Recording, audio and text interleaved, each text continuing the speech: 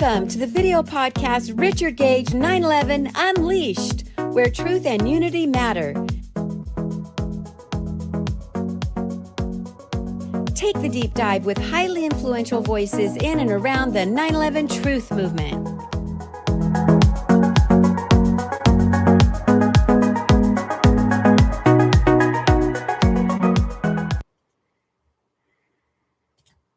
And welcome back, everybody. Great to have you on the podcast, Richard Gage 9/11 Unleashed. And boy, am I feeling unleashed. I have had some incredible guests on, and I've been so excited to have Niels Harrit. I've been so excited to have Barbara Honegger. We're going to have David Chandler coming up on the World Trade Center evidence. And you know what?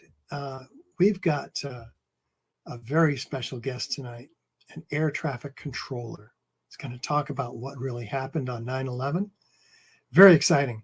First, let me bring on Ms. Gail Gage. Hello, Gail. Hello, Richard and everybody. And I finally have. I said I finally have a camera and good lighting. Yes, so how about that? Yes. We get to see your lovely face. Oh, thank you. You're Yes, we're welcome. doing good. Yeah, and we've been busy, haven't we? I tell everybody what we've been up to. Well, we've been really busy working on getting prepared for and putting up notices for all the webinars, the podcast, and all the interviews that you've been doing with people. You did an excellent job teaching the class for Donald Jordan in Finland for his students, and I'm going to butcher the name of it. I have it written down. It is the Metropolia. Well, there we go. Yeah, in Finland, yes. Right? Yes, how many it's in Finland. Showed up to that class? There was 50, and they all had wonderful questions. They got to hear the 3-part webinar series, Architect's Guide. Well, they had a really tough question. They wanted to know what would be the motive for somebody who would do this to us. And boy, did I have to take him back a few steps and bring him up to speed. We're going to be issuing an article. You're writing that article, aren't you? I am writing that article. Yes, I am. Yeah. Yes. So it's going to be tougher as a result of his tough question. Mm-hmm. What do you think is the toughest motive question? of these people? What do you think the toughest question was? Well, I think that was it. Why would they do this to us? What we proved to everybody is that 9/11, the World Trade Center was destroyed with explosive controlled demolition. Yeah. And the overwhelming majority of them raised their hands saying, yeah, we need a new investigation. That's awesome.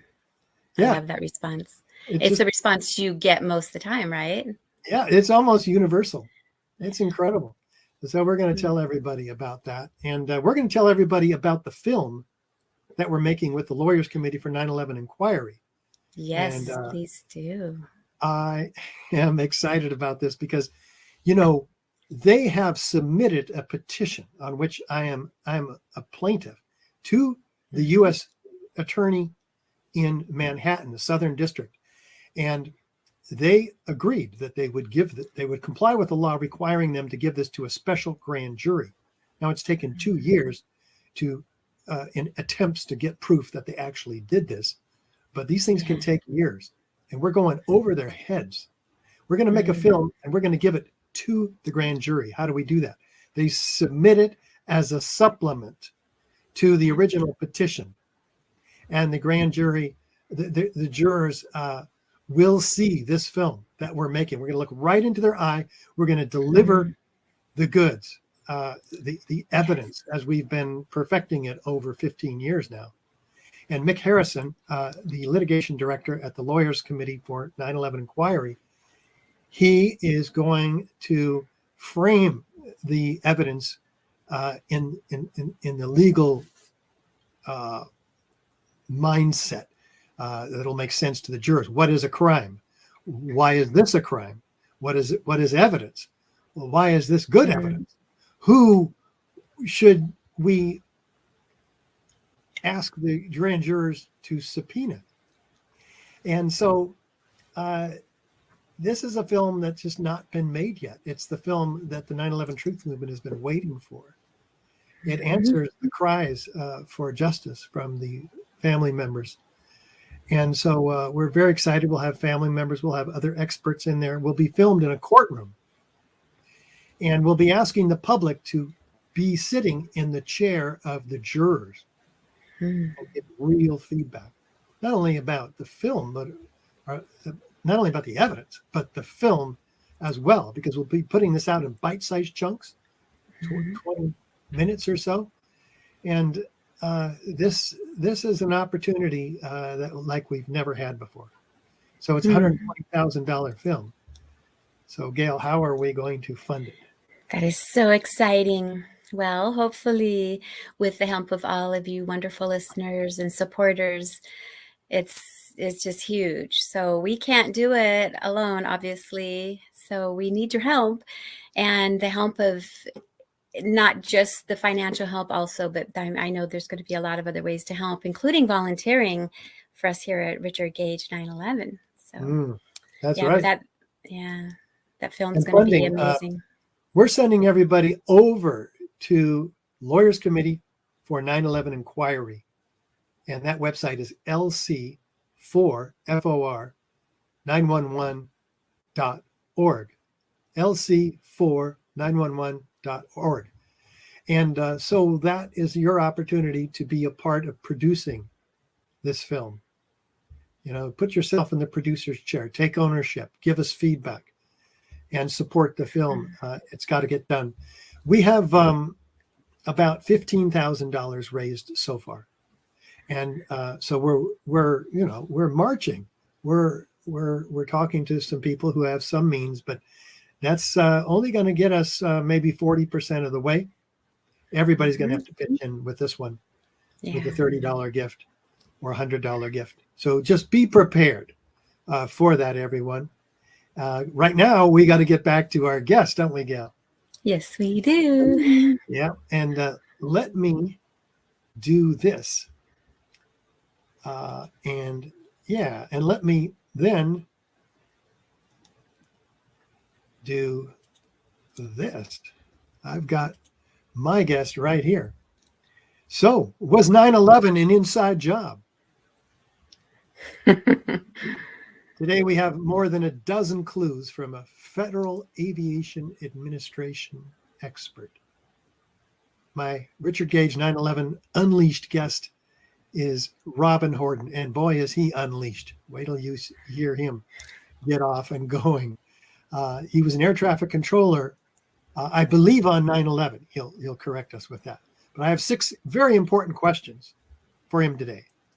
You can help me ask these questions if he squeezes out of it. You guys help me, because you're going to have an opportunity. Gail, how do people get their questions asked, by the way, before I forget? So whatever social media you're on, there's a comment section usually underneath the video. So just type in your comments there. It comes up on a screen that I can see here in StreamYard. So I take those questions and I copy them and I paste them over to another little chat box that I can read them from for Richard so that he can answer your question.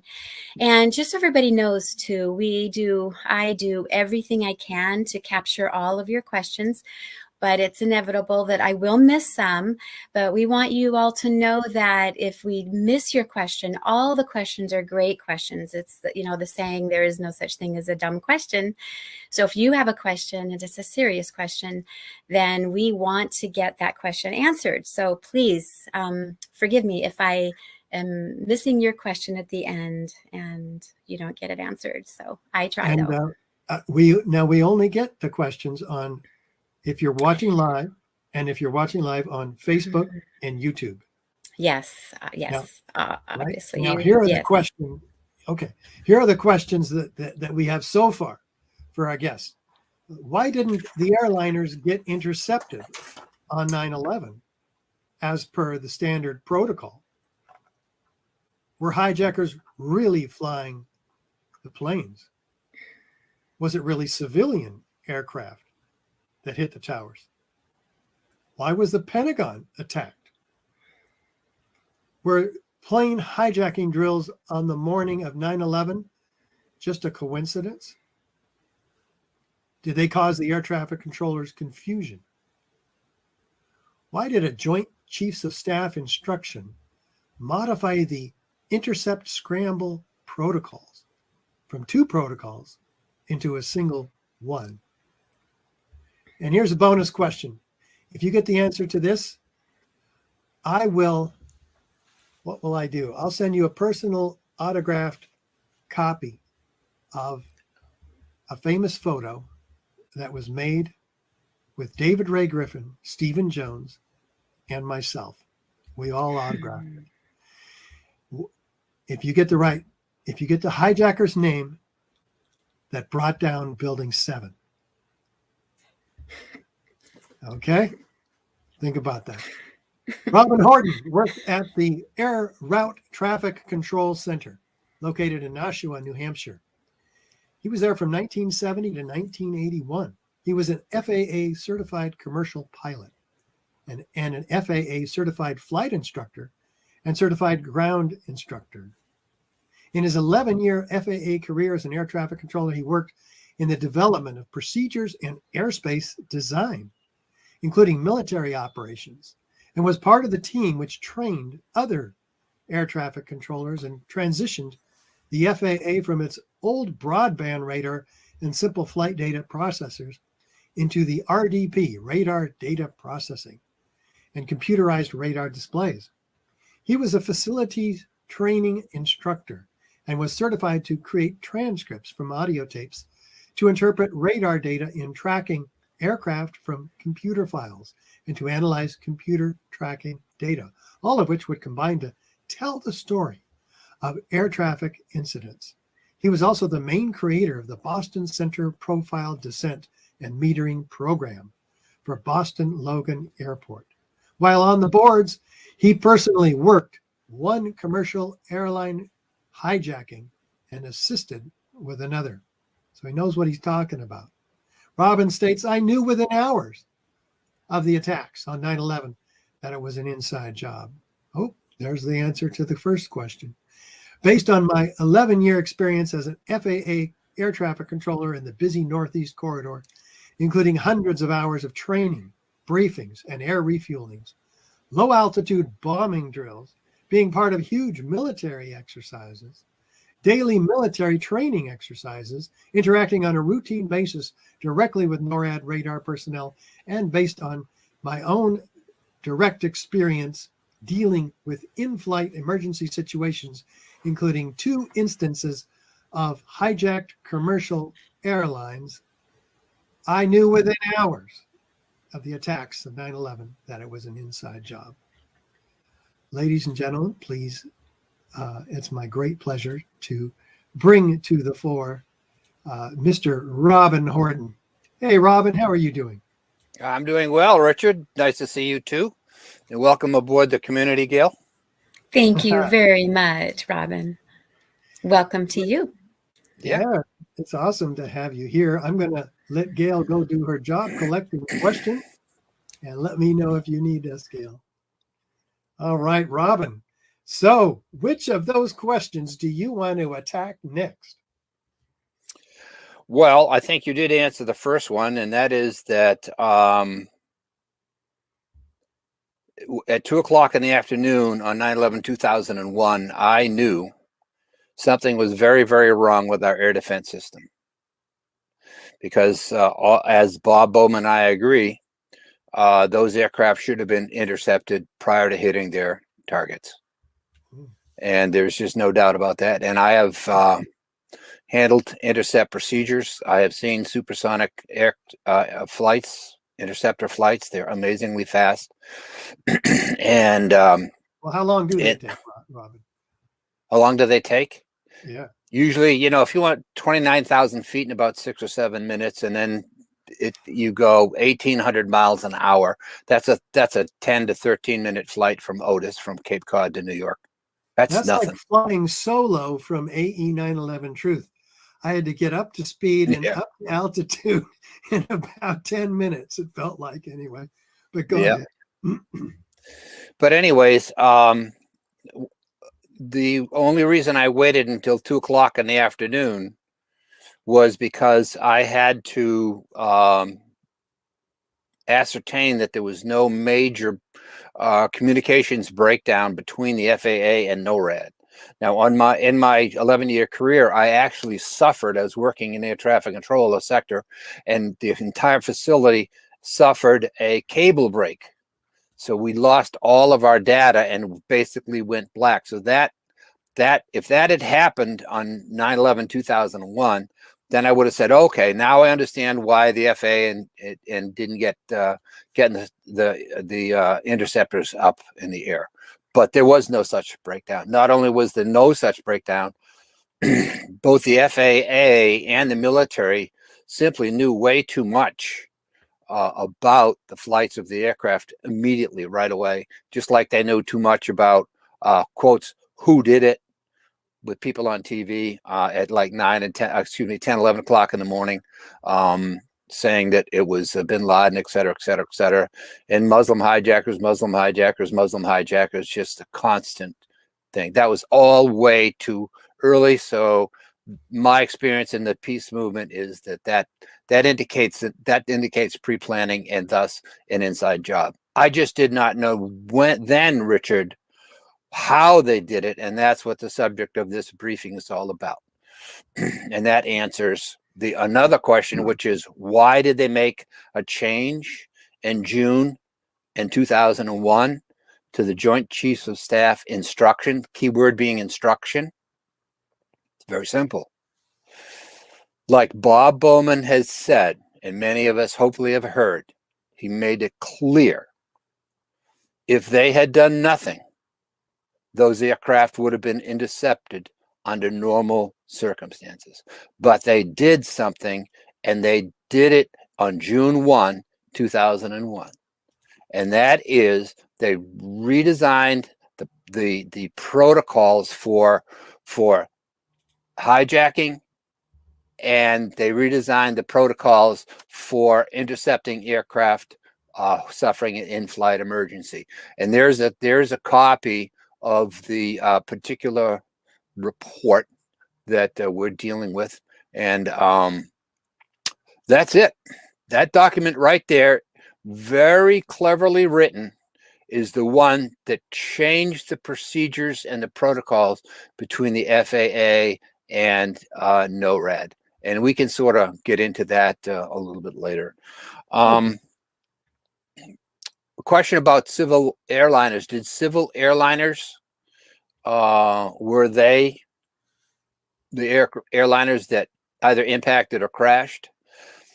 I have researched tons of radar data from every angle about all of the flights, and I have learned to trust more accurately the FAA radar data versus radar data that came out of the RAIDS facility at Hill Air Force Base in Utah.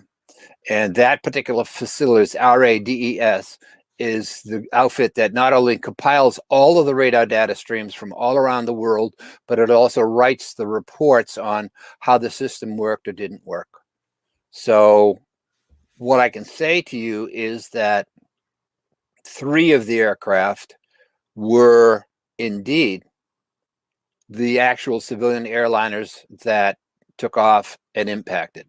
2 impacted, 1 crashed. American 11, United 175 were American 11 and United 175. They were able to be tracked from basically pushback, taxi, departure, takeoff, westbound, flight followed into their crashes.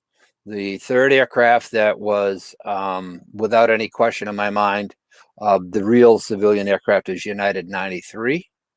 And that aircraft, the reason, in my opinion, it was shot down is because of all ironies, it was delayed by 40 minutes on its takeoff. Well, I'm an air traffic controller. We deal with delays all the time. Our complaints about the system were, hey, you're not giving us enough airspace and runways and whatever. We're building delays. This system doesn't work, which ties into the profile and descent and metering program that I designed for the Boston airport. That strive to take control and deal with some of the delays. But United 93, because it suffered a 40-minute departure delay, took it outside of the impact window. And we'll talk about that later. And that was an ugly catastrophe. But that was United 93. American 77 is an aircraft. I call it the mysterious flight of American 77. And I can say to you reliably that most of the information we have about American 77 is unreliable. Why do you say that? There are conflicting bits of information with the flight data recorder from pushback all the way to impact, or maybe 4 to 6 seconds before impact. And then there are discrepancies where it mattered between the civilian FAA radar data collected from the Washington, D.C. area and that flight data recorder radar track. Plus, with American 77, there are two things that stick out to me, and maybe we'll talk about this on another show. But it was only 4 minutes between the last transmission of Chick Burlingame, the captain of American 77, before the aircraft started to go off course, started a descent, and then lost its transponder. And that turn and that whole aviation event, that flight path in that turn, was a completely professional, stable turn. It wasn't raucous like some of the other turns. So in those 4 minutes, Richard, the hijacker, alleged hijacker is what we should say, got into the cockpit, killed or dragged out both of the pilots, inserted himself into the seat, adjusted all the flight control systems to have the aircraft turn around and start a descent in 4 minutes. That is completely unreasonable. And then you can just continue to track the whole thing. We can expand that on when American 77 makes its turn onto your show. But that's why I doubt that. It could be, but it might not be. And there's a place for a swap to actually have happened on that route of flight, by the way. You think a swap as shown by another FAA expert, his name is Tom Lush. He broke it down. He showed all of the FAA radar data he collected, and he showed a point at which there were multiple primary targets, which are needed when you have an intercept, okay, or a swap. What that means is if there's an airplane here, okay, then to swap out, you have to have an airplane come there. That's 2 targets. And then this one goes out of the way. And now it goes back to 1 target. Well, there's an area where there are multiple targets. It's right there. It's in the proof. It's from FAA radar. And Tom Lush, you can go to his website, www.tomlush.com. If it's still up, I don't think it will be because it's too hot. So they're just boundless. Yes. Boundless information and inconsistencies about American 77. And people have already commented on the piloting skills of Hani Hanjour. No. He didn't fly that. No. No. Nor did Muslim hijackers fly the other aircraft. So that's your professional opinion. That is absolutely my professional opinion. And I was on board in the development of autopilot systems and the improvement of navigation systems all the way along. Okay, so I just saw the whole upgrade, and we're flying remote control airplanes to pinpoint landings 30 years ago. And of course, we can talk about drones if you want to. The accuracy of drones. Okay. All right.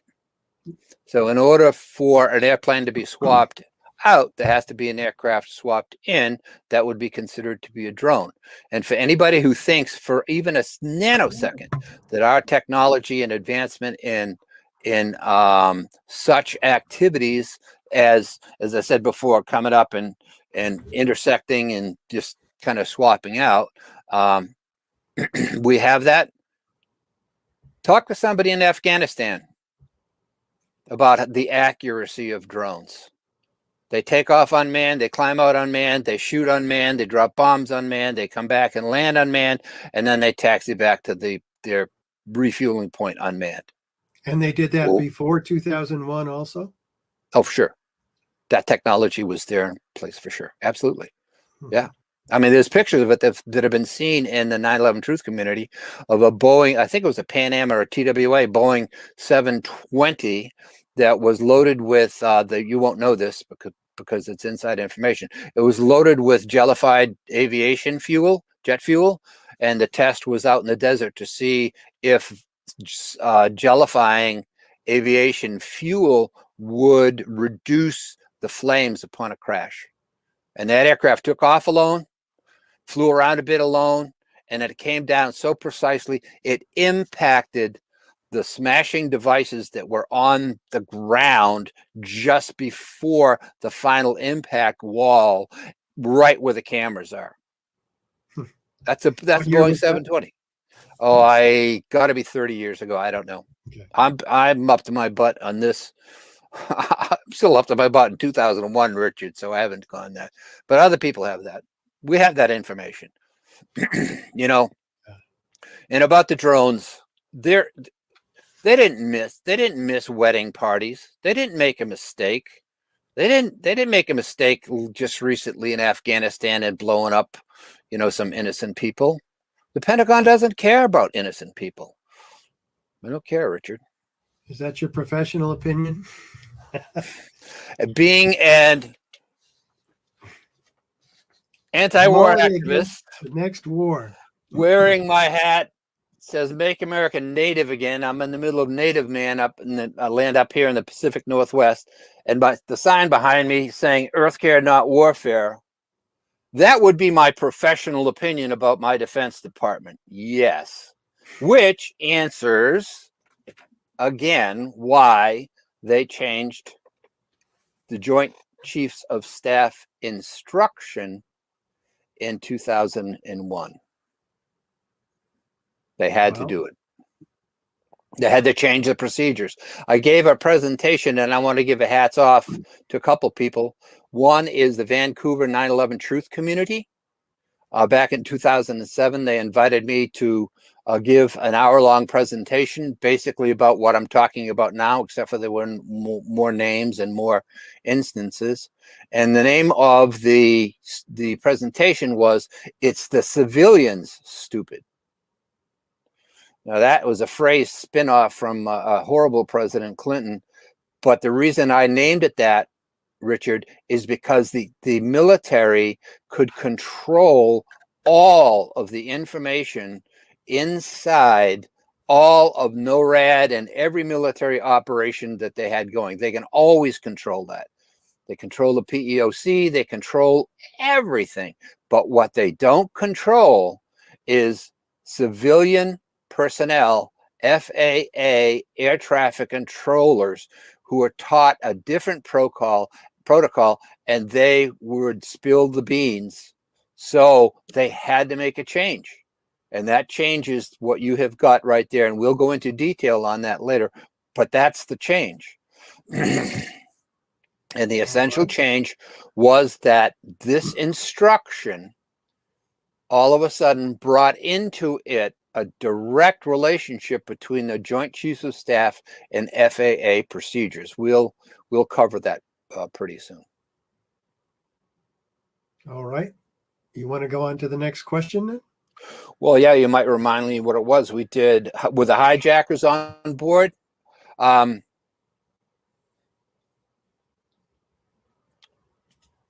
think one of the biggest mistakes the 9/11 Truth community has made from the beginning, and it is also part of this presentation, is that the 9/11 Truth community has been carrying water for the Pentagon for 20 years now. Explain. 20 years. For every single time that a 9/11 Truth used the words hijackers, they are doing the exact work that the Pentagon needed. That's why they wanted to spread this meme out, because they had to create another enemy in order to replace the enemy that they had just lost, which is the USSR. We lost an enemy. How can they justify a budget if they don't have an enemy? How convenient. Muslim terrorists, Nation of Islam. Who's next? Simple. Well, Wesley Clark described Iran, Iraq, Syria as next after Afghanistan. There was a few. Libya, I think, was on that list. Yep. And they went down. Yep. It's all part of a plan. A lot of people, I guess the other thing, okay, so talking about 9/11 Truth is using the word hijackers.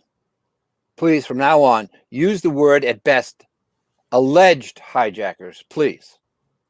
Because there's so much, you can get Kevin Barrett on here to do a beautiful job at just walking through David Ray Griffin's and others' work on doubting the reality of the hijackers being on board. Here's the other thing the 9/11 Truth community has made a mistake about, and that is using the term hijacking. Don't use that word. Those 4 aircraft were commandeered by external forces.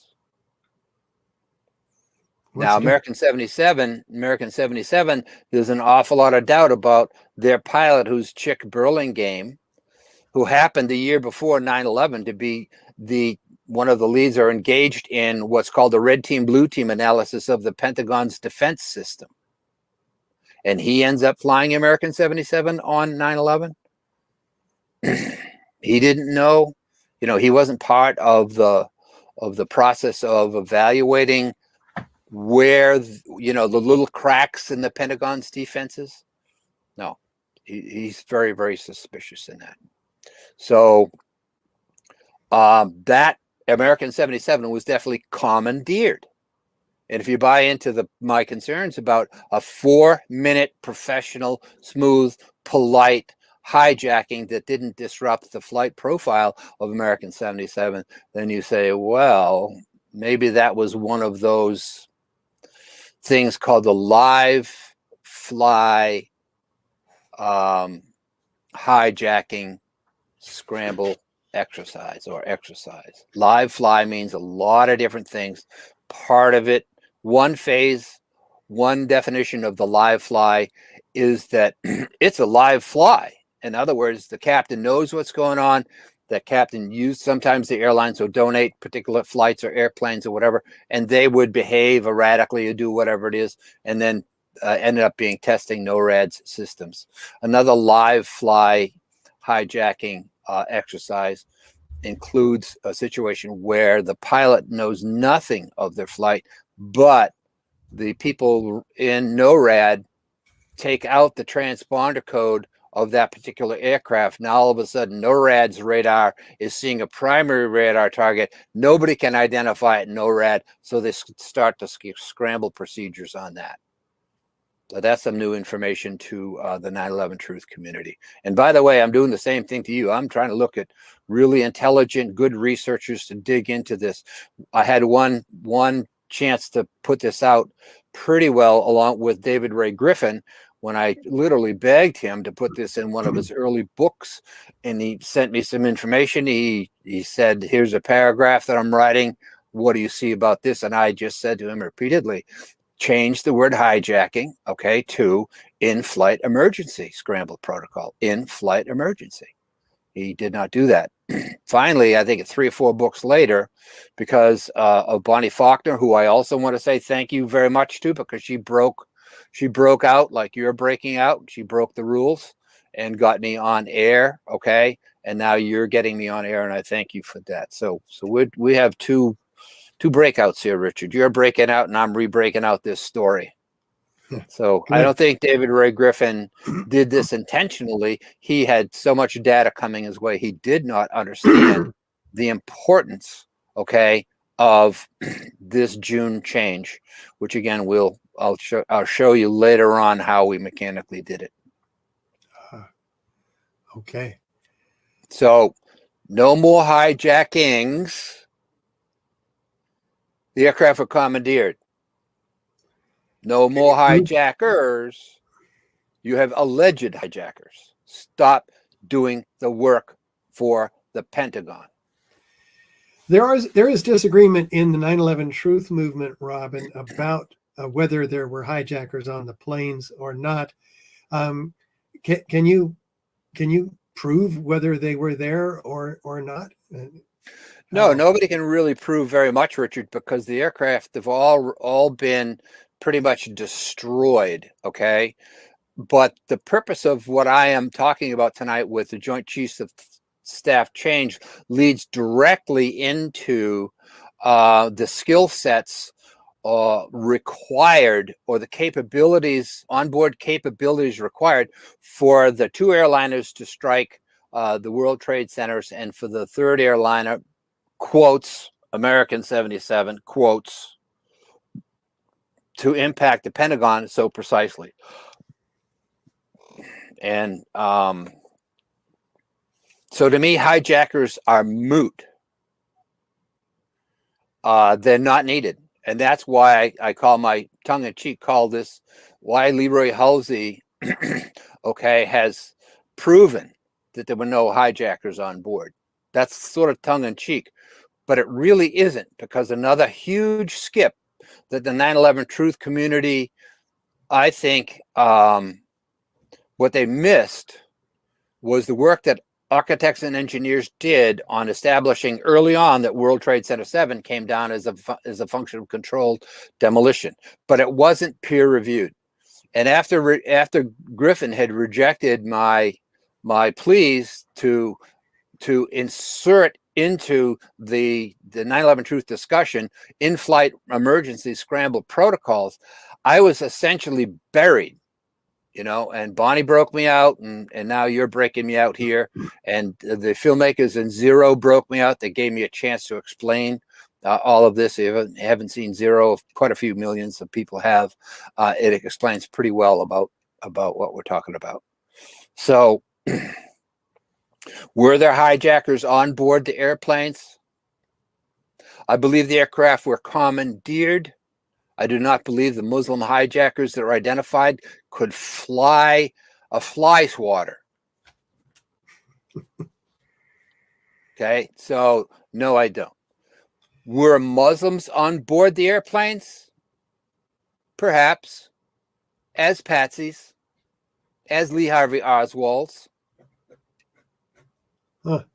Point is that we had the technology, we had the sophisticated navigational capacity to actually have the aircraft flown by autopilot exactly precisely as those three airplanes flew into their targets. And as I said to you before, United 93, being 40 minutes late, missed its target window, whatever it was in the DC or New York metropolitan area, if that's what it is. And then that aircraft had to be taken care of in a different way. That's another whole subject. You think that was heading toward Building 7? I don't know. It could be. And that would be the logical thing. That'd be very logical. But because Building 7 was so low in its profile, that made it a much more difficult target to hit. So I don't know. It could be the Capitol. It could be other things. I just don't know. And we don't know. We won't know. All I know is that aircraft was way off of its original, whatever its role was on 9/11. So in my opinion, and this is an opinion, and I have 14 points that I can say it, is United 93 was without any doubt in my mind shot down. Period. Well, let's hear the 14 points. Oh, I can't do that now. They're buried someplace else, Richard. Oh, they're buried. Call me back when you want to talk about United 93 and have me as a panelist, and I'll do it. All right. Now, hijackers. Did those aircraft need hijackers?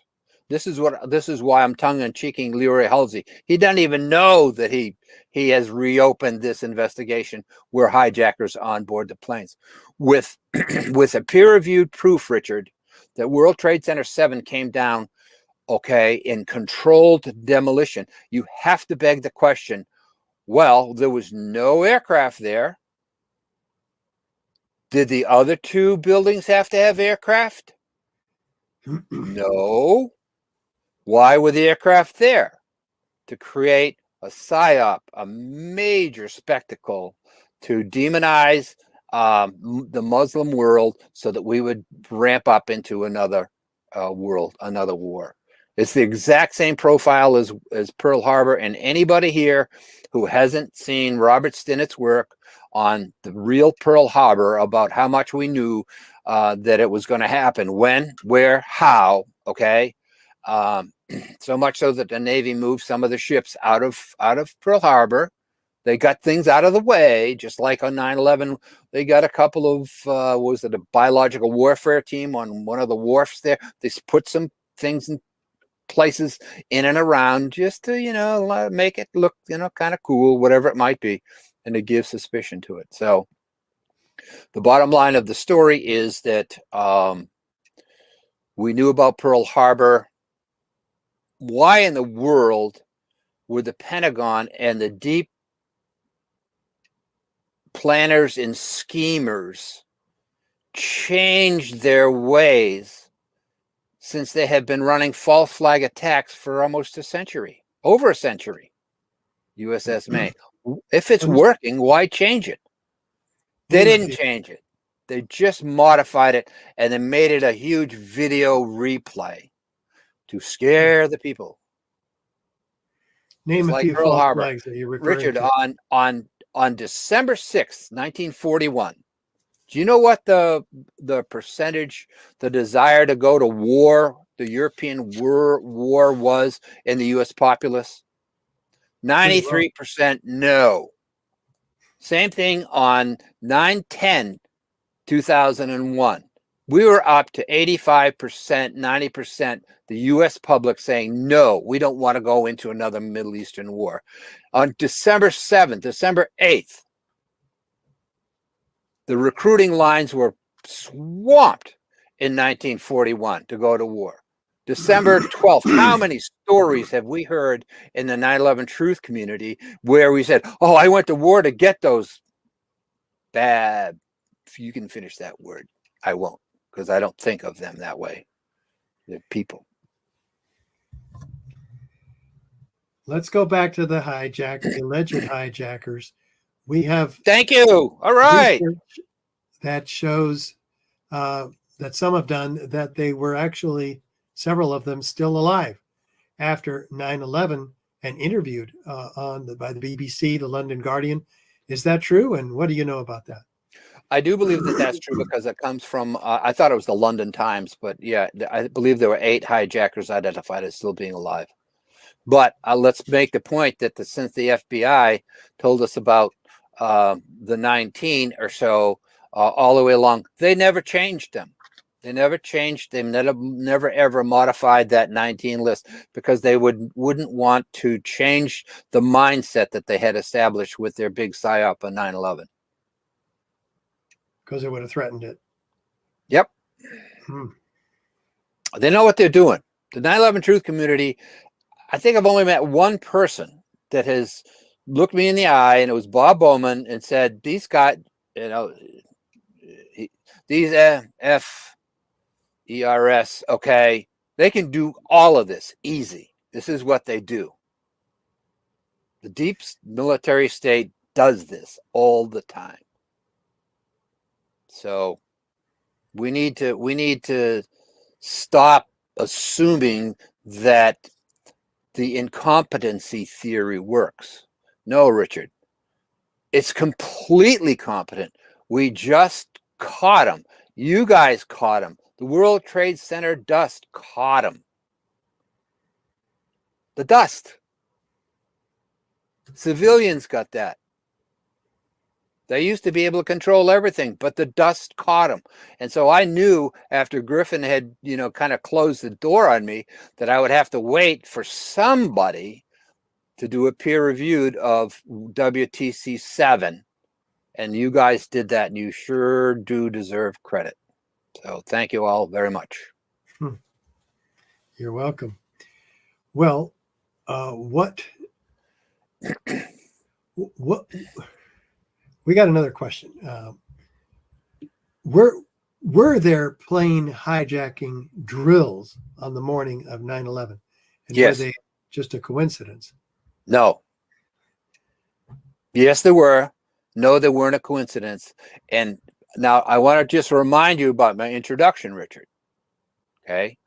In working in as an air traffic controller, was part as an air traffic controller, also in management behind the scenes, liaisoning between the military and the air traffic control. I was part of not only performing within, but planning for and debriefing in military war games exercises. I saw them all the time. So, so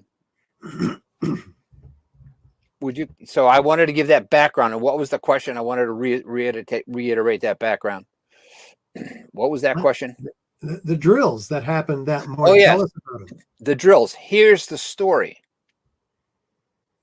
In the planning that I talked about, I knew about war games months before they ever happened.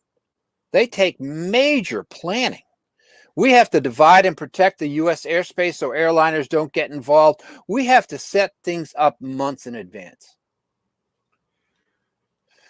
They moved some drills that were to take place in October to right around just before, during, and after September 11th. That was not by accident. That is definitive proof that this whole thing was pre-set up, and it started with Dick Cheney when he was assigned his job by George Walker Bush in the February meetings, because Cheney was given the role of some type of terrorist czar or something in charge of terrorism and whatever. We're all familiar with the meetings what he had about dividing Iraq oil fields up. Now, let me ask you this question, Richard. Do you remember what I'm talking about, or do we need to explain it more? In February of 2001, when George Walker Bush became president, when Dick Cheney became president and George Walker Bush wore the uniform, he wore the suit coat, Cheney gathered together an organization or a group to discuss future oil reserves in the world and what they meant to the United States of America. And he created a chart that took the oil fields in Mesopotamia. Okay, I'm going to say that word again. Mesopotamia, the cradle of civilization, the one that we shocked and awed out of existence. He took Mesopotamia and divided up all the oil fields and started to assign them preliminarily to the particular world's major oil companies. I don't know if you remember that, but that did happen. Here's my question for you. How did Dick Cheney know that he was going to be in position to divide up all those oil fields? He was sitting in Washington, D.C. We hadn't invaded Iraq. How did he know? He knew because he knew that this was going to happen. And he started planning for it then. And here's another little tidbit. A lot has been made of Cheney meeting September 6th, 2001 to go over as the first meeting of his terrorism committee or something like that. This is my opinion. That wasn't the first meeting of the terrorism committee. That was the last preparatory meeting for the events on 9/11/2001, and they went through their checklist. How are we doing? This checks, this checks, this checks, this checks. How's the weather? What do we got? Everything was in place. Right again, back to Mr. Leroy Halsey. Damn it. He proved that World Trade Center 7 came down by a controlled demolition, by a peer-reviewed report. So we simply have to look backwards and look into the entire aviation elements of the events on 9/11. And when you do, you come to the realization, as so many other experts on your show have already and will in the future, say remote control, commandeering.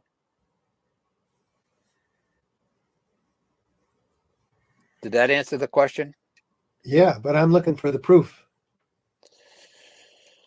Well, the problem Still. the problem that we have, I've already identified to you.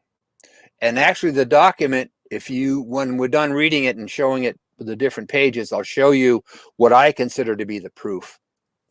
But almost all of the information that happened in needs, in NORAD, in the Pentagon, in all of the Air Force and military activities that day are inaccessible.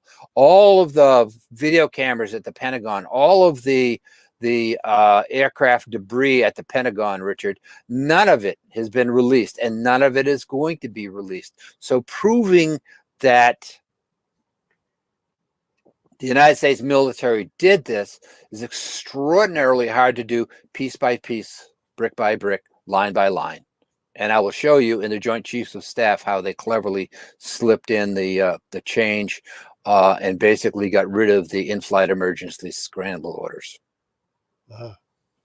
So, Richard, and even when we cover this order, you are not going to see the military, the Joint Chiefs of Staff, sign an order that has a paragraph in it. And on 9/11, we're gonna stand down on NORAD and have the interceptors not intercept our 4 airplanes. But short of that, that sounds like what we're talking about here. So let's look at it. Let's get into it. Tell us about this. Well, this first one is the cover page of the particular instruction. Please understand this instructs the Joint Chiefs of Staff, and the circled the small information that I have in that box there is that this new edition in June 2001 cancels the entire Joint Chiefs of Staff order signed July in 1997. But July 1997, that order in July 1997 canceled a previous order of the Joint Chiefs of Staff instruction covering the same subject. And this is the subject. I'm going to read it because somebody might not be able to on the screen. Aircraft piracy, hijacking, and destruction of derelict airborne objects. We're going to cover derelict airborne objects down the road. So that's what this entire document is about. This is saying, Chairman of the Joint Chiefs of Staff, arrange your defensive system, the Pentagon and the Air Force and whatever defensive structures you had, and follow these rules when aircraft piracy or hijacking takes place. So we don't really need to see that anymore. And what I want to do is something a little bit different right now. Is I want to say that my presentation is also based upon some other very established documents, okay, that are research documents, but they're associated with this Joint Chiefs of Staff. This one right here, let me see if I can get it to you.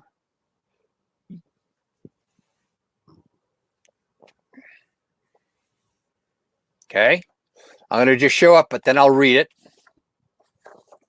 It is the military assistance to civilian authorities.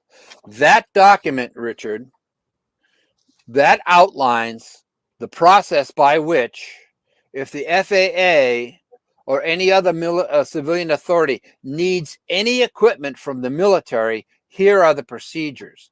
Okay, when you're dealing with an in-flight emergency, or you're dealing with an actual hijacking, okay, the FAA has a role to get the interceptors off the ground through the busy airspace, okay, and up to and behind or beside the the hijacked or the aircraft suffering an in-flight emergency. And I did one of those. I scrambled, Richard. I scrambled a military asset on a little twin Piper that lost electricity. Exact same thing that happened to American 11. Lost transponder, lost radio, drifted off course. We found I think it was a C-117 out of Westover or Westfield Air Force Base, or maybe A&G base, and we got them in the air. And by gum, Richard, we vectored them close to this twin Piper who was lost in the clouds, and we got them down to Keene Airport in New Hampshire.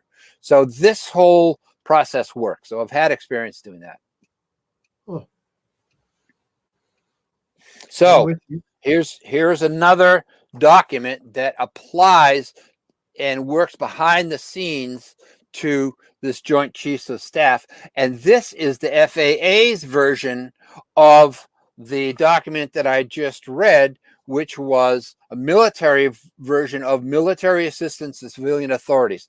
Whenever you make an FAA regulation that affects aviation, the military has to agree with it. Whenever the military makes a change to their aviation operations, the FAA has to agree to it. So they're both working on the same page. This document, I'll try to get it to the camera. I got things backwards here. Yeah, you didn't send me those. No, I didn't, because I don't want you. You're going to be confused enough. You don't need this stuff. It's 7610.4J, Special Military Operations. This is how the FAA uses the military operations document that I just gave you. So this was a sister or a team, hand in hand, working with each other. The other one I'm going to give you, again, it's hard to see. This, I don't have a copy of this. Okay, it's the, let me do a bit. Okay, subject, air traffic control, 711065. Well, Richard, that document is, let me see if I get this, is about, using this camera, it's about this thick. I ain't sending you that document. It took me 3 years to get through that document. And it talks about every single element of air traffic control from tiny little airports to international airports, from aviation fuel trucks to run on the airports to the Boeing 787s. It has all of it. But that's what you do when you become a certified air traffic controller. You learn your particular part. And so behind my opinions and behind my experience lay these 4 documents.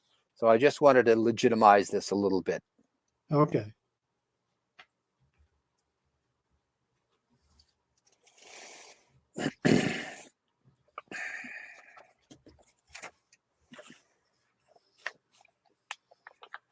So you had those 7 questions. Are you satisfied with those? I missed one. I tried to write them down. Why not? Go ahead.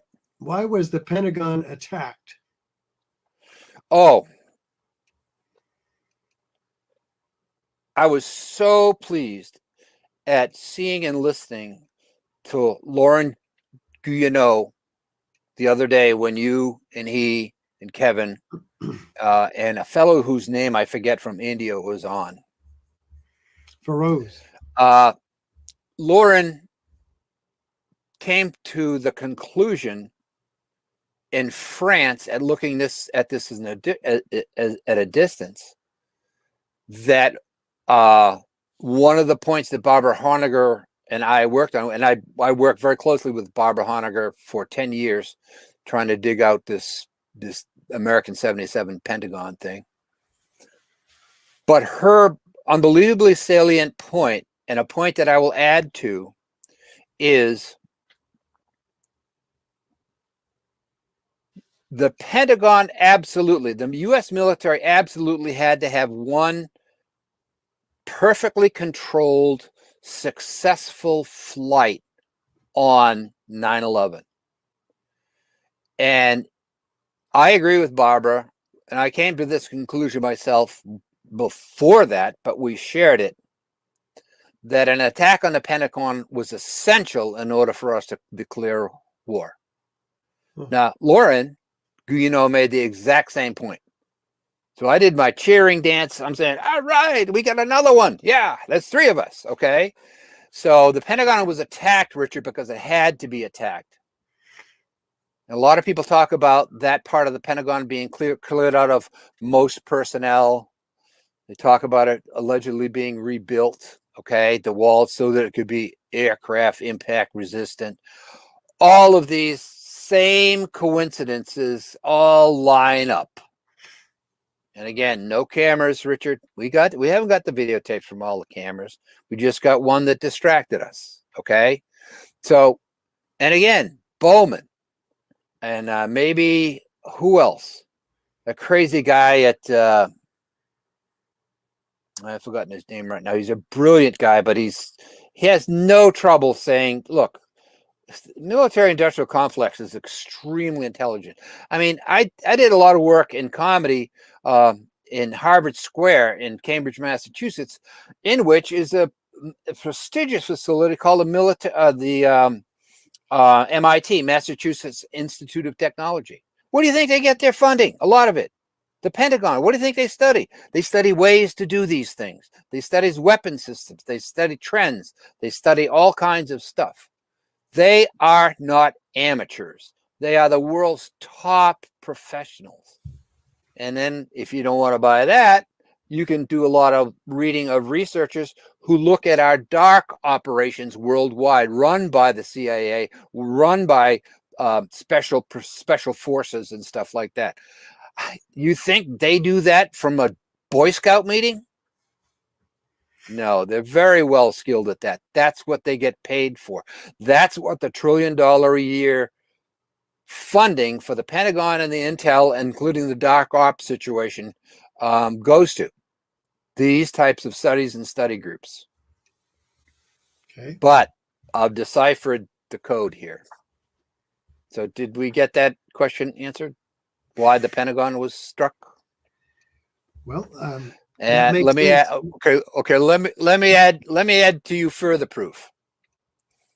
Further proof that the Pentagon was an absolute inside job is because at no point, nowhere else in the entire 9/11 truth movement was there so much infiltration and so much dissension cast about the differing theories of what happened at the Pentagon.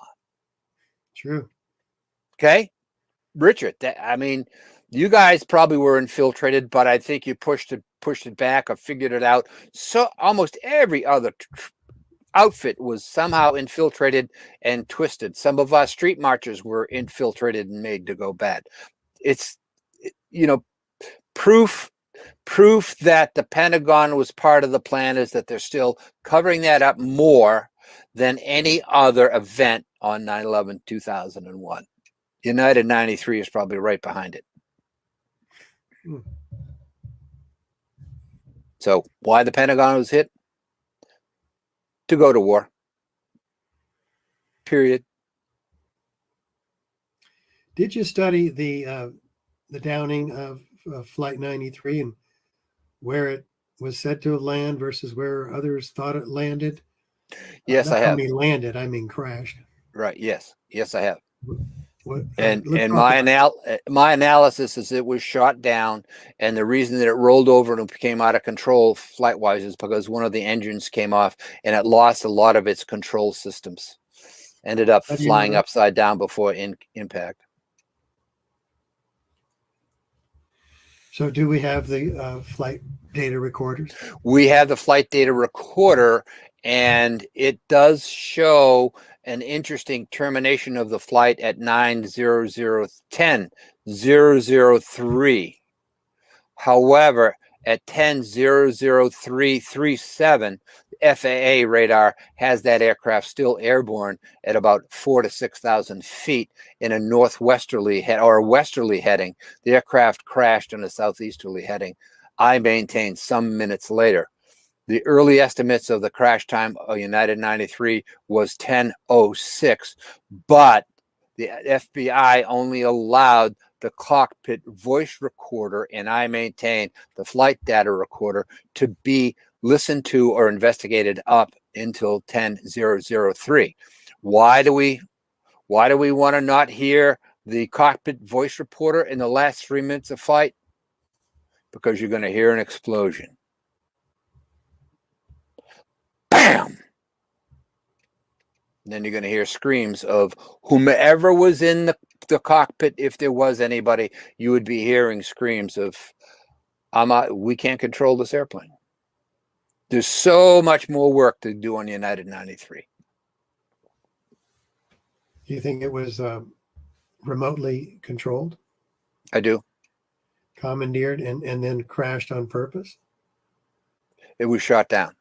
It lost its mission. The fact that it was 40 minutes late on departure took it out of the entire, what I call 9/11, what do I call this? 9/11 attacks war game scenario. That's what I call 9/11. I'm going to say it again. 9/11 attacks war game scenario.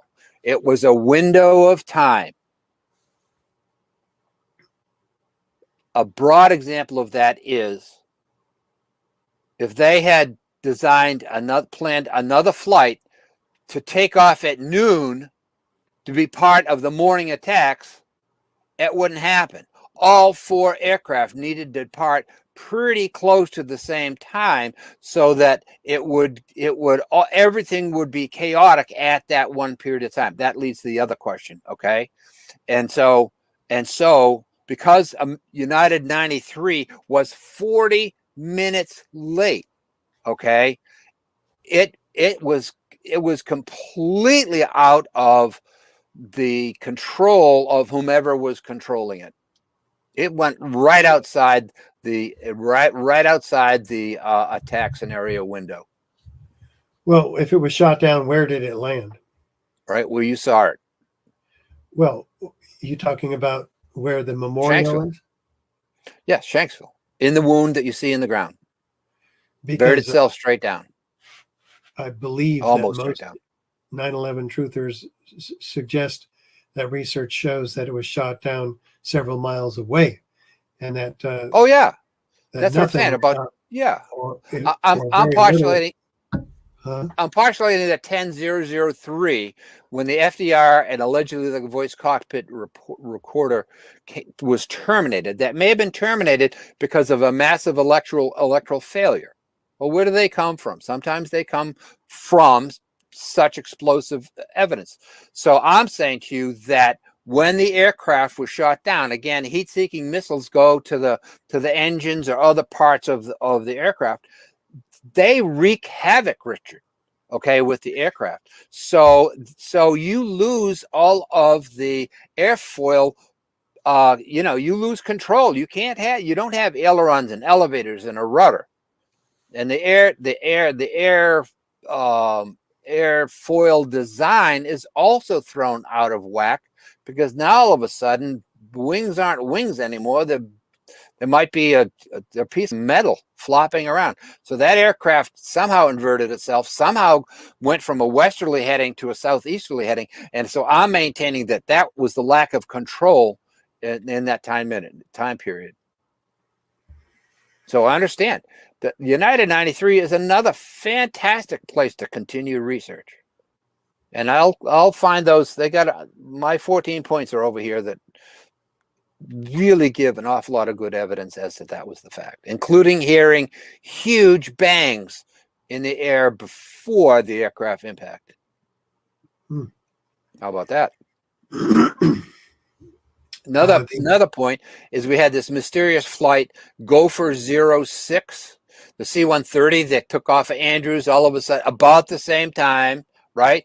And it ended up over the Pentagon, right the time period that American 77 impacted the Pentagon. He was asked to fly over, take a look what he saw. He ends up over Shanksville.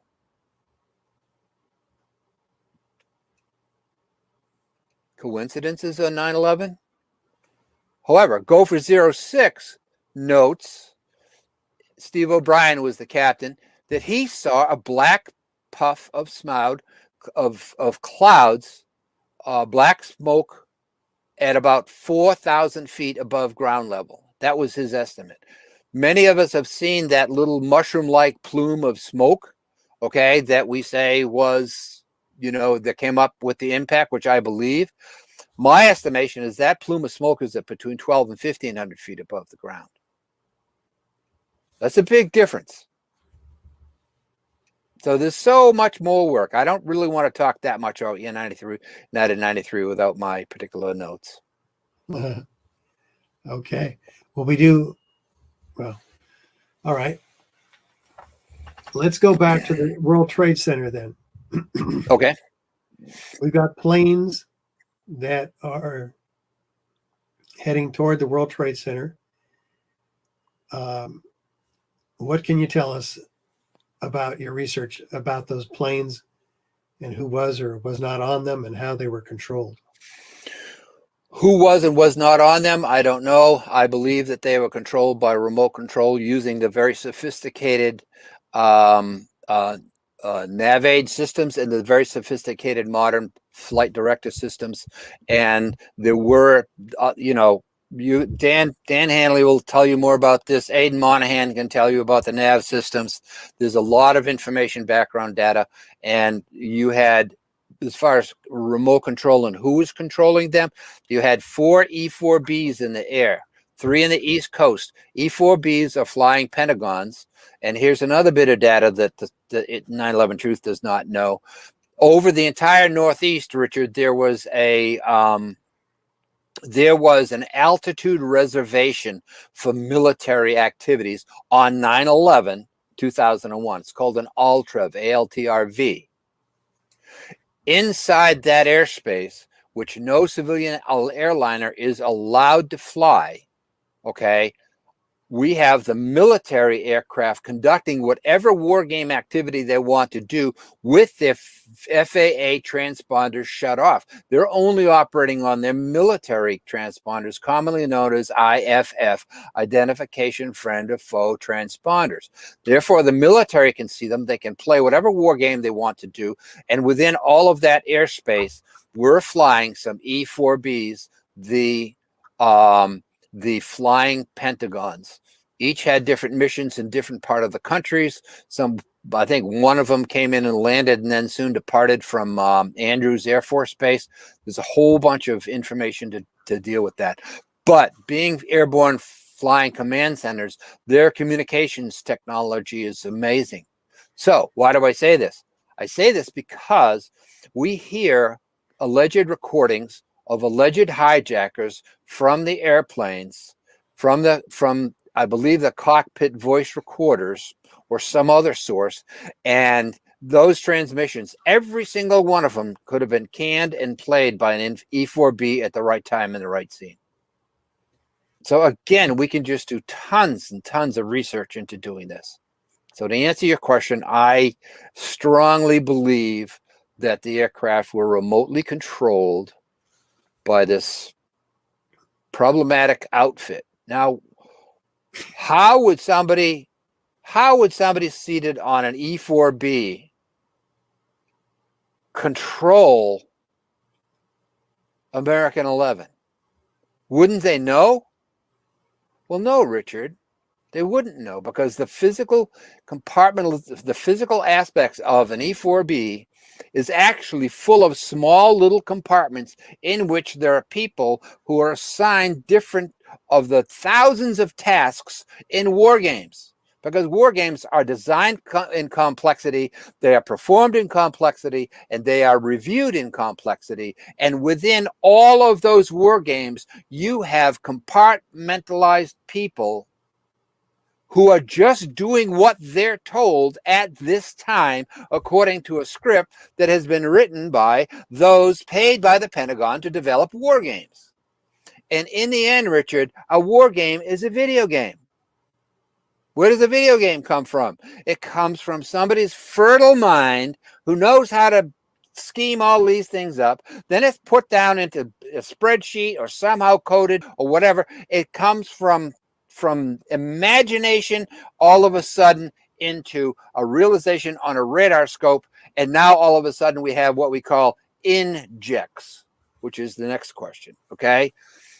Injects are injected onto NORAD air traffic radar, what do they call them? Radar tech screens, so that the radar tech can be tested as to whether the radar tech is observant enough to notice something is out of the ordinary. When something is out of the ordinary, and quotes, simplifying, we have a high-speed primary target coming over the North Pole, coming to the United States. We have a NORAD radar tech going, hey, I got a high-speed primary target coming over the North Pole of the United States. Scramble, scramble, scramble. That's part of the test. The war games, Richard, are absolute creations by fertile minds whose job it is in the military to create what they call a red team attack. The blue team, which is also involved in the war game, is the team that is in charge of defending the war game. How well do they think? How well do they react? What do they put up in the air? Who do they alert? When do they do that? How do they do that? And the whole war game thing, Richard, at the end of it is broken down. And then a month or two later, there is a report that comes out to the Joint Chiefs of Staff. Here we are again. Okay. That basically said, this is how all of our participants in the war game performed. Here's the best performed. Here is the worst. Here's where we were weakest. Here's where we were the strongest. We didn't even see a hole over here. We have to create a no defense for that. Again, I'm just come back. Bob Bowman knows how complicated this system is. Few others in the 9/11 truth community do. So hijacked, no. Commandeered by remote control using sophisticated navigational and autopilot systems. Tell us about some of the examples of confusion that the air traffic controllers sustained as a result of these drills. And weren't they simulating hijackings? No, there were no simulated hijackings with the FAA air traffic controllers on 9/11/2001. Also, another mistake that 9/11 truthers have made. There were injects on FAA air traffic controller scopes. No, there weren't. There was not one mention by anybody that they saw a false or a strange target that wasn't supposed to be there. There were injects in NORADs, or in this case, needs, operational sectors, and without any question, there were inputs, and we know that they were there because we have information coming out of needs that says, cancel the sim. It's all simulated, Richard. It's all a video game. It's no different than putting a quarter in and playing Bebop-Palooza. It's no different. It's all a video game.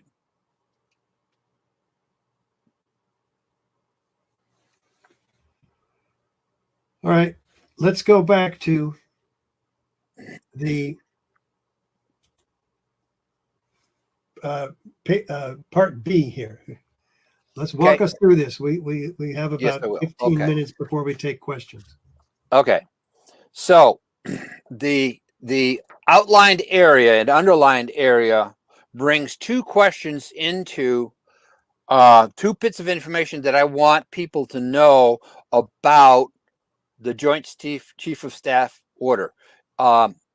This thing, it's paragraph C, destruction of derelict airborne objects. Destruction of derelict airborne objects. It has unmanned aerial vehicles identified. They are UAVs, and they have remotely operated vehicles, ROVs. Okay. Now, this document was formed before 2001, and the U.S. military has allowed us or indicated to us that they already knew about remotely operated vehicles, that they already knew about UAVs. They already knew that. They had defensive procedures written in to handle these. So that's why I wanted to bring that forward for the 9/11 truth community to understand. And if you wanted to flip over to June change do June change F, glossary, just scroll down a little bit. There it is. ROV, remotely operated vehicles, UAV, unmanned aerial vehicles. Okay, now, we probably don't need that anymore. Now, go to June change D.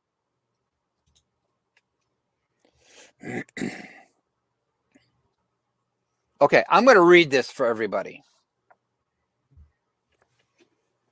Enclosure C, instructions for destruction of derelict airborne objects.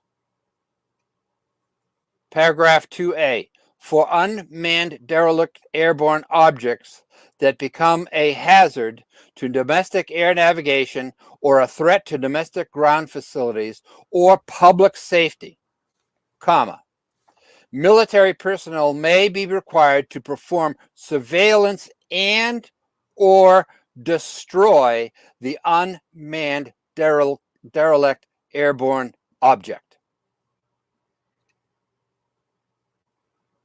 So who has authority to shoot down or destroy an unmanned, one of these two, an ROV or a UAV? Military United personnel. States military, absolutely. So let me ask you this question.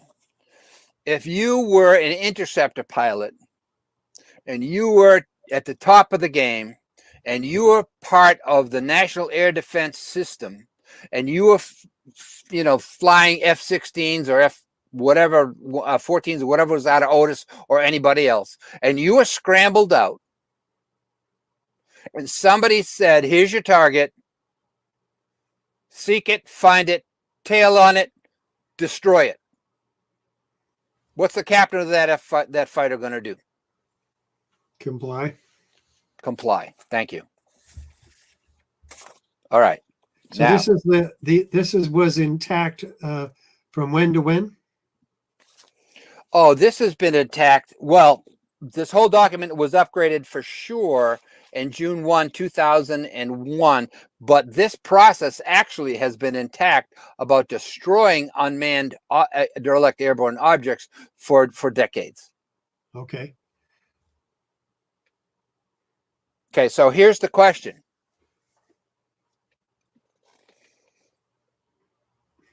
I admit that I have a hard time getting this information out to a simple, readable, understandable syllabus. But I'm going to ask you, and I'm going to ask everybody else watching here.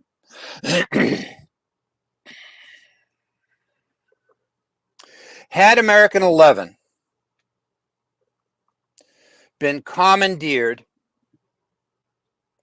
by whatever and had missed the North Tower,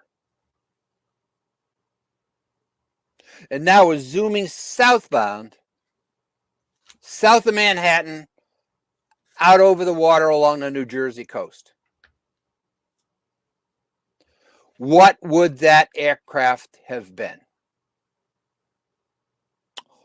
Oh, maybe an ROV, maybe a UAV. Oh, isn't that interesting? And we had fighters airborne. And we know that their responsibility is to defend this country. I just read that to you. Yeah. Had American 11 missed, what were those fighters, who, by the way, were in a holding pattern just east of New York City? What if one night at 175, Richard,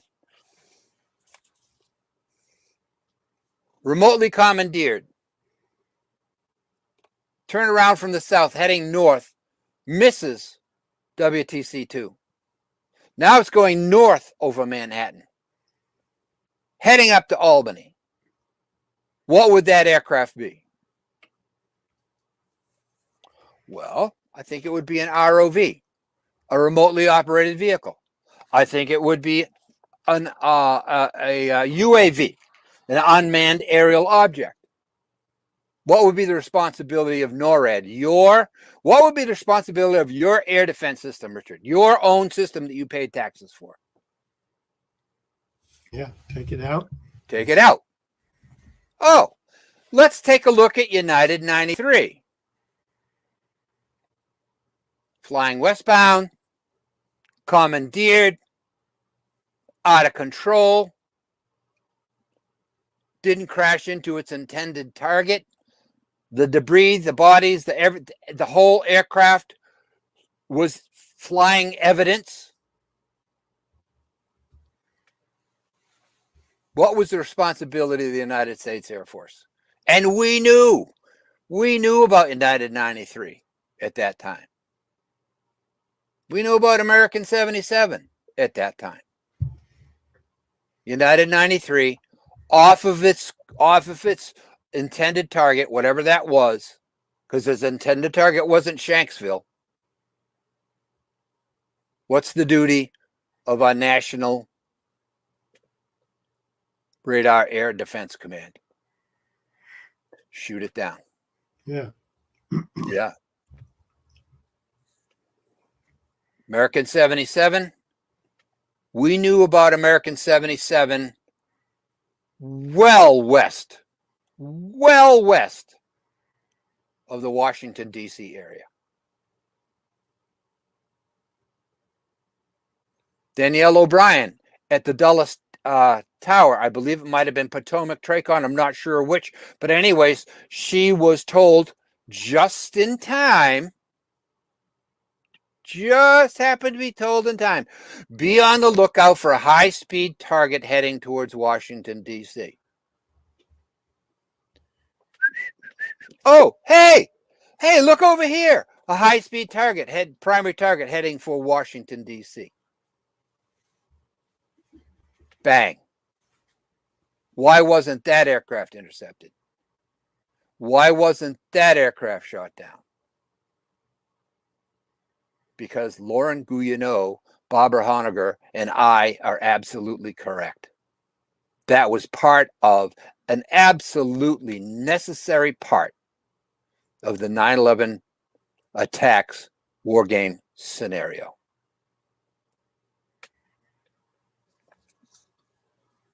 Now, I want to correct something else that the 9/11 truth community has had wrong all the way along. Again, pointed out directly to David Ray Griffin, pointed out to absolutely every person I ever talked to about this. I don't think you know this, so I'm not going to corner you this. Here's the question. Thank you. What are the 3 signs of an aircraft suffering an in-flight emergency? Loss of transponder signal, loss of radio contact, and an unauthorized turn off of a prior air traffic control flight path approval. Makes sense. What were the 3 signs of a hijacked aircraft? I'm going to remind you, I've written these protocols, some of them. I know what things mean. I've handled a hijacked aircraft, and I handled a a Pan Am 707 coming in from one of the British Isle airports to Dulles, who allegedly had an altitude sensitive bomb on board. So that's 3 experiences that I've had in this whole deal. So what are the 3 signs of a hijacked aircraft? First easiest is the pilot turns his transponder, not the easiest. The first and easiest, of the 3 are that the pilot tells air traffic control, center, that's where I used to work, center, we're being hijacked. Over the air radio, we're being hijacked. Number two, if the pilot has been instructed by the hijackers, the real hijackers, because there were real hijackers in the late 70s, which is why I was involved, okay? If the hijackers told the pilot, do not use your radio, you do not tell them we're being hijacked. We're working on our plan. The pilot can very carefully just move over to the transponder and change it to what's called the hijack code. And it's been so long, I think it's 41 to 4400 or whatever it might be. Pilots would know that. 7500. No, that's a different transponder code, and 7700 is in-flight emergency. Okay. Anyways, the pilot can kind of clandestinely make a subtle change as though he's flying the aircraft, okay, and change the transponder to the hijack code. Now, here's another thing that you don't know. Air traffic control, I'm working the airplane. I'm not going to sit there, hey, Captain, American 11, are you being hijacked? No, Richard. That's a clandestine code. We go, all hell breaks loose when we see a hijack code. Everybody gets involved, all the way up to the Pentagon, into the State Department, within moments. Because we're sitting there saying, whoa, we're getting a hijack code. They don't want to know. They don't want to know. I can't ask him directly. So what we did is we developed a particular nomenclature conversation. We would say, Captain American 11, your intention are you intending to squawk your code? Two answers. Yes, sir. Other answer. No, sir. Sorry about that. Let me change it to the right code. We don't go yapping all over to the world. I have a hijacking. I have a hijacking. No, this is clandestine from our point of view. Okay, that's the second way. Here's the third way that we get told, and this is how I was told that my Pan Am flight, okay, had a altitude sensitive bomb on it. The State Department knows, because the hijacking authority calls the State Department and says, hey, by the way, you know that Pan Am that's coming in from Shannon to Dulles? We have an altitude sensitive bomb on board. We have some demands. State Department informs the Pentagon. The Pentagon informs the supervisor in my where I'm working. The supervisor informs all of us around, and we shut up. We just pretend it's not happening and do what we need to do. Now nobody knows that. Everybody thinks that American 11, who lost its transponder, okay, lost radio contact, and went off course without air traffic control approval, was a hijacking. No. In fact, Zalewski, the center controller, and Collins, the center military liaison, both felt the aircraft was suffering an in-flight emergency, which is exactly the three things that show and indicate an aircraft is suffering an in-flight emergency. Now, the aircraft, if it lost electrical power, Richard, couldn't squawk in the emergency code 7700 because it had no electrical power. It couldn't use its radio and say, I'm suffering an emergency, because it had no power. In the case of the PA-23 that I was involved in pinpointing and saving, okay, got a nice commendation, okay, met the pilot after we landed, it was cool, okay, that aircraft, okay, lost all three. I declared an in-flight emergency. Me. This aircraft is suffering in-flight emergency. We need to get somebody going. Supervisor, get over here. Get the military liaison on the phone. Get a damn airplane in the air. This guy's going to crash. Yet here we are, 20 years into the 9/11 truth community. Everybody has ignored what I just told you.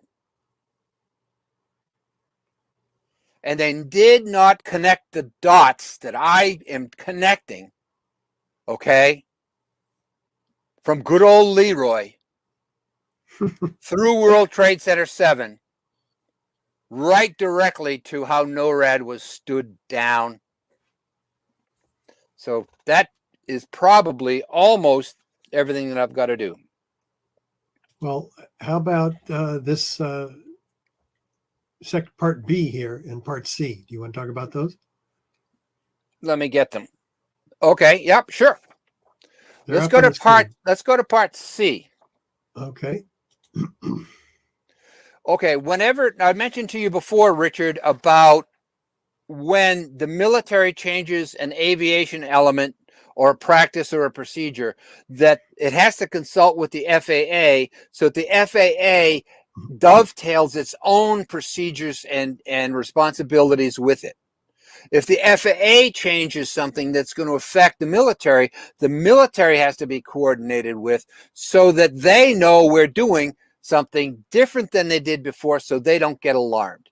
That's what I did as a military specialist or as a liaison to the military when I was part of the FAA. In addition to bringing in the new radar, I also work close with the military. That goes back and forth all the time. There's things that are always changing in military aviation procedures and civilian aviation procedures. So there's movement back and forth. So whenever we have a change in an FAA document or we have a change in a military document, and this one, the Joint Chiefs, there is part of that document that says, as seen here, summary of changes. In other words, the entire document that was in place before remains identical, except for what we see: 7A, 7B, 7C, and 7D. We have already talked about the change for 7A, unmanned vehicles and remote operated vehicles added to the description of possible derelict airborne objects. So here's a quiz. What does the military have the authority to do when they when they find a possible derelict airborne object that might be threatening the country? What do? We shoot them down. Okay. Number B, 7B, has nothing to do. That's just technical crap. And then number C, okay, that's just secretarial bookkeeping. Ho ho. Paragraph D. FAA Order 7610.4J, dated 3 November 1998, Special Military Operations, was added as a reference. That's an FAA order. Richard, this is the paragraph that I looked past for 5 years before it sunk into me. I said, oh my God, this is the change that allowed the Joint Chiefs of Staff and the Pentagon to meddle in FAA street or operations, daily operations. Now, the FAA got a similar change. I don't have that. I haven't been able to pull that out of the FAA archives. This is why I need some research. But the FAA has a commensurate relationship. And that is that they have to be told that now the Joint Chiefs of Staff have a role in scrambling protocols, because FAA Order 7610.4J talks about special military operations, and that means I, as an FAA air traffic controller, can call for an intercept to be scrambled off the ground for a variety of reasons, one of them being aircraft suffering in-flight emergencies. Now, all of a sudden, the Joint Chiefs of Staff is in the approval pipeline. I looked right by this. It just flew right by me. And then when I said, I just beat my head against the wall. I said, there it is, man. I said, and because I couldn't figure out exactly how this was actually stood down for an air traffic control, FAA air traffic controller level, I went all the way back to my role at the Boston Center being a facility training instructor, because I was in charge of giving briefings to the line air traffic controllers who had to execute FAA Order 7610-4J. Air traffic controllers were the ones who used military assets in in-flight emergencies. And here is how the briefing went. I postulate, because I wasn't there. And this is just the most stunning, shocking thing I'm going to say all afternoon. A 5-minute briefing given to line en route air traffic controllers allowed NORAD to be shut down, stood down, because the interpretation of FAA Order 7610.4J instructs the air traffic facilities to contact the Joint Chiefs of Staff before they were allowed, scramblers were off the ground. Here's an answer you have. Maybe. How many non-hijacking scrambles were authorized or happened from January 1, 2001 until June 1, 2001? Do you remember that number by chance? No, but it was like 50, isn't it? 67. Okay. Let me ask the question again. How many non-hijacking scrambles were allowed between January 1 and June 1, 2001? 67. How many of those scrambles had to have Pentagon approval? None. Yeah. How many scrambles happened from June 1 to 9/11/2001? Do you remember the number? None. Oh, because of this change. Because of this change. And it just all of a sudden I said, Robin, man, how did you miss this for 5 years? But I did, but I ain't missing it now. This June change, as I have shown you, has identified the target, UAVs, ROVs. I have shown you that the military has the authority to shoot down aircraft, okay, if they're an endangerment to our country. We had aircraft in the sky, okay? We could have done that. And FAA Order 7610-4J shows you how the NORAD scramble system was shut down. Evidence. That's why the plane got through to the Pentagon. Absolutely. And the World Trade Centers. And United 93, I'm making a point of were shut down. Okay, we have evidence that the communications between the Boston Center, or I'll just call it the FAA, and the Pentagon, the military, the hijacking coordinator, we have evidence, testimonial evidence, that phone calls were made during the critical time period and the phone calls went unanswered. The FAA was screaming for help. They're screaming for approval to release some scramblers. And a lot of people are very wrong about Eberhart, okay, who was the head of NORAD and down in Florida that day.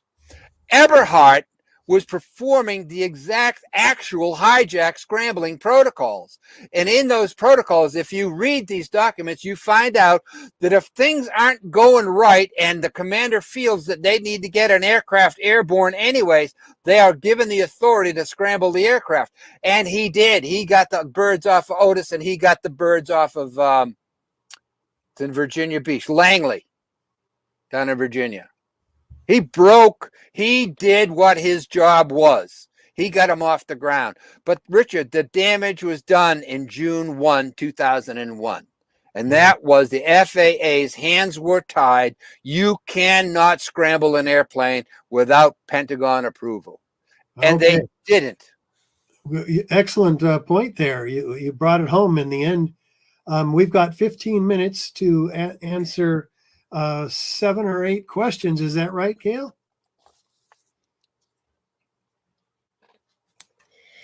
Yes, there are questions. There's actually quite a few. Would you like me to Good. start? Okay. Volunteer. Whoever's asking the question, volunteer. All right. So this is from Susie. She says, have you ever seen a plane piloted, that's being piloted, maneuver the way the plane, quote unquote, was purported to have flown into the Pentagon? What are the engines, luggage? Where are the engines, the luggage, and the bodies?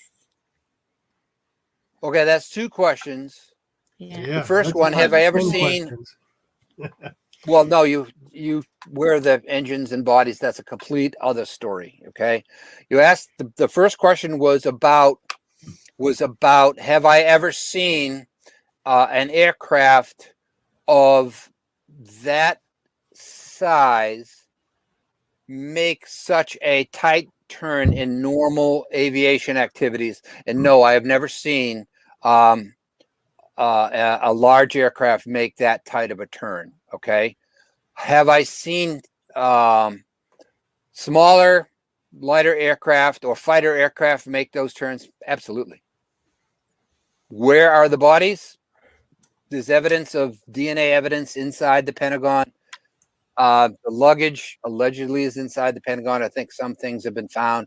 But all I can say is the Pentagon study group thinks they did one thing. They established a damaged flight path into impact. That hard, and Wayne Cost deserved a tip of everybody's hat. The Pentagon study group went further than that and just said we have to. It's okay. We know everything now about the Pentagon, and we want to stop studying it. No, we've just started. We haven't even got the videos.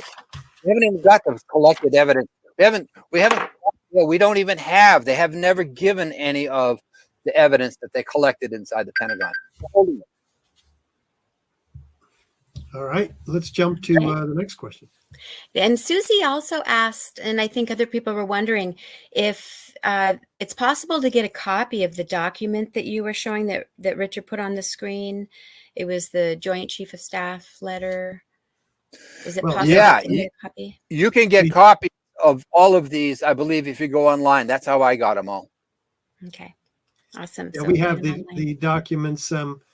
Gail, if you'll remind me to put them up on a link in this article, well, we can do that tonight or tomorrow. Okay. And that article's on our website, which is richardgage911.org. And the article is Robin Hordon. Awesome. All right. Sorry that my light went out for some reason and it's not staying on. So I'm a little bit in the dark. We still see you. Okay, good. Yes. All right. Now, this is a question from Ray. He says, remote control seems to be the case, but how were these planes controlled and from where? Was optical guidance used, the use of a live video link like the military flies drones?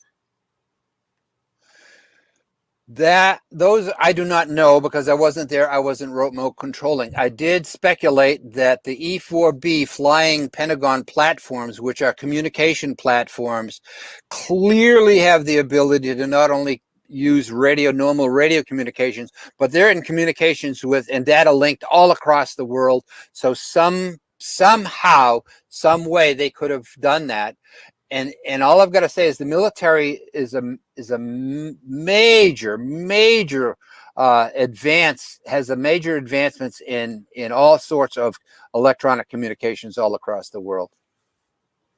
So I don't know that that's part of what I'm asking for research. I'd love to have some military patriots come on who know this stuff and say, come on, let's do some research here. Yeah, really. Okay, next question. But I mean, let me answer that another way. I bet everybody here has seen a 12-year-old boy or girl out in some field with this little airplane about 2 feet, wide, got a little engine, little propeller on it. And what does that person do? That person gets the airplane airborne and has a little joystick, and that person controls that little airplane. I don't think it was an 11 or 12-year-old boy or girl that controlled these planes that day. Remote control is completely possible. It's in evidence every single day in Mesopotamia. Well, didn't Dov Zakheim, the comptroller of the Pentagon, own a company that developed remote control for planes? Well, thank you for bringing that up, Richard. Why, yes, he did. You only have 30 seconds, or was that it? That's it. Okay, let's jump to the next one. We're going to try to get through them all. All right. This is from Dennis. He asks, where are the CCTV footage from the 3 major airports that show terrorists boarding planes with passengers? Again, there are a lot of CCTV camera footage available and in files of 9/11 truthers around the broad spectrum of evidence. Are they accurate? You have to be skeptical about them because formats change, times, angles of sun. There's a lot of information that can change. And you just simply have to have accurate CCTV footage that's accurate and it's date stamped and it's from those particular cameras backed up by other cameras to do that. But I don't take the position that there weren't Middle Eastern people, men, anywhere around the airports on 9/11. I sort of suspect that there may have been some that made it on board, but they were set up as patsies. They didn't fly the aircraft. Mm-hmm. They didn't have the skills.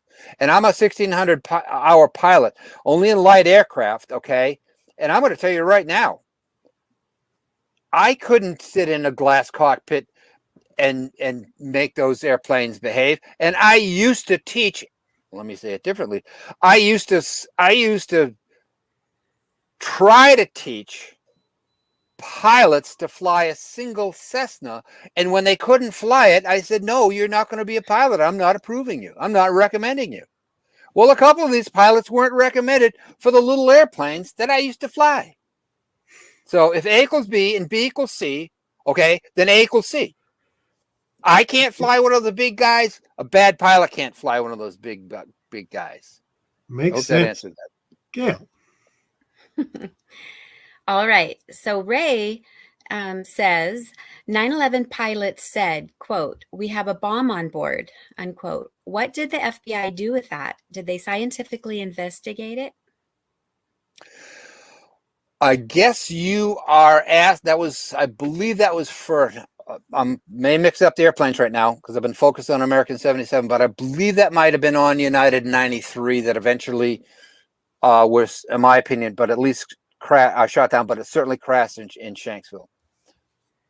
I do not know whether the FBI investigated whether or not the cockpit voice recorder had that transmission on it or not. I think they may have, or the tapes may have come from the air traffic control facility tapes who were monitoring that particular radio frequency.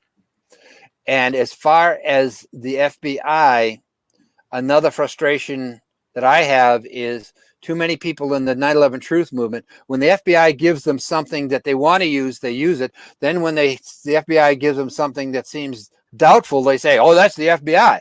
And I'm just saying, oh, that's the FBI. Since JFK, you don't believe those guys. They do one thing, and that is cover up for everybody else. Okay.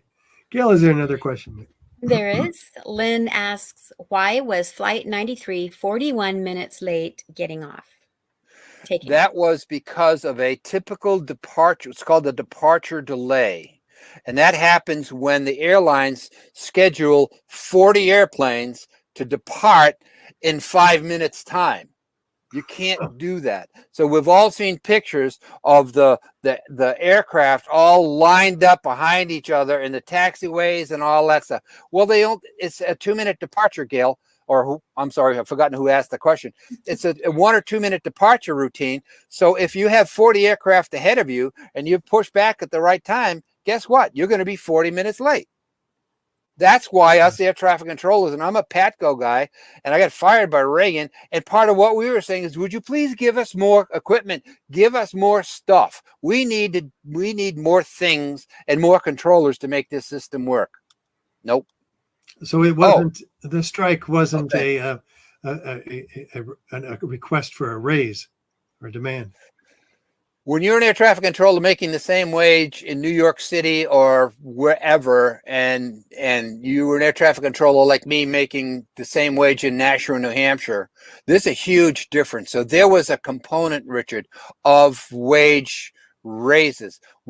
I went on strike because I wanted to work 32 hours a week when the rest of the world was working 32 hours a week, and we had to work 40 hours a week. And Richard, you don't want me working your airplane when I am in hour 33 to 40.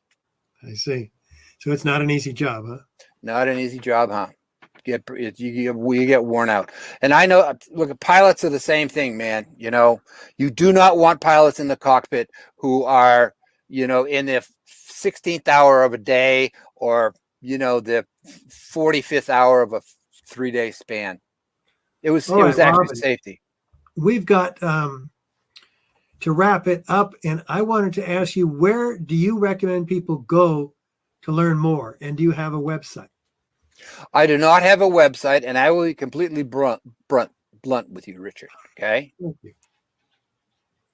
There is one person who is in the prestigious group called 9/11 Truth for World Peace. Me. I'm the only air traffic controller speaking out. If I had 3,500 bright-minded architects and engineers, if I had 3,500 pilots as bright and as open-minded and unbiased as the A&E 9/11 Truth team, I wouldn't have to be here telling this story 20 years later. I would have Leroy Halsey'd it.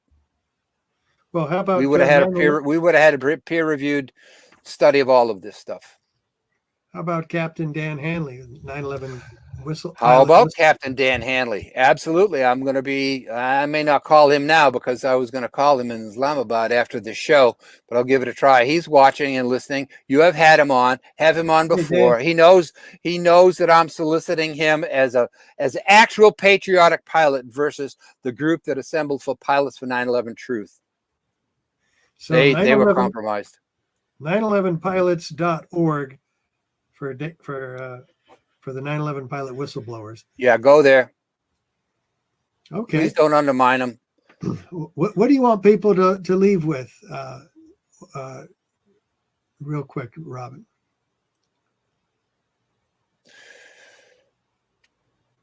Okay.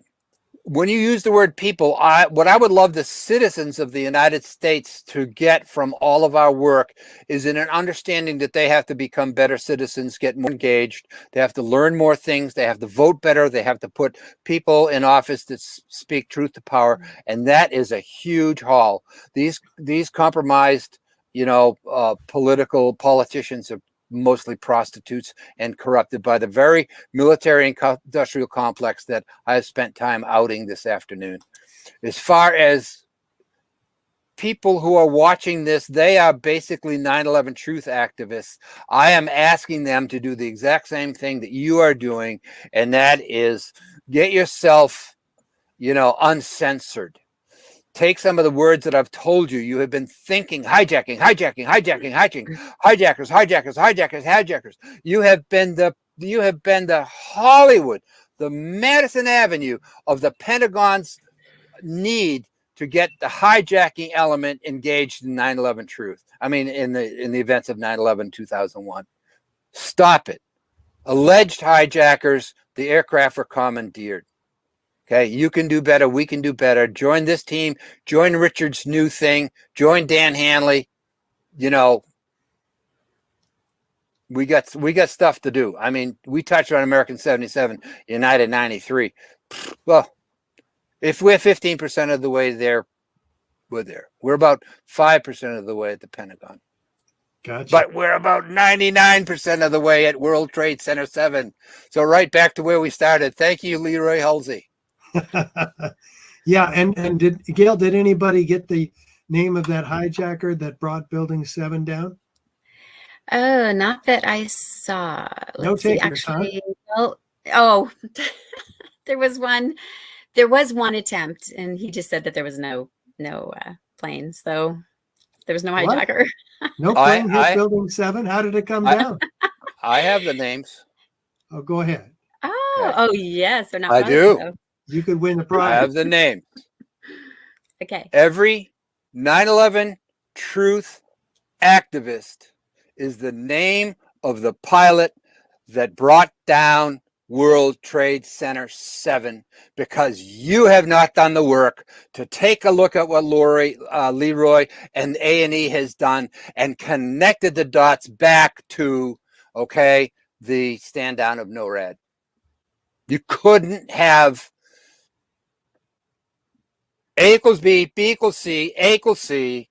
Get with it, truthers. You've been misled. And for God's sake, stop propping up the Pentagon. Alleged hijackers. The planes were commandeered. Let's get after it. Do more. That's what I wanted to hear. That's what I want them to know. Right on. And with that, I want to thank both of you so much, particularly you, Robin, being our esteemed guest. And we'll have you back. And when we get into the other areas, the 14 points that we didn't have time to. And Gail, thank you, my dear. We'll let you go. And Robin will let you go. And guess what? We will let me go too. And take a look here.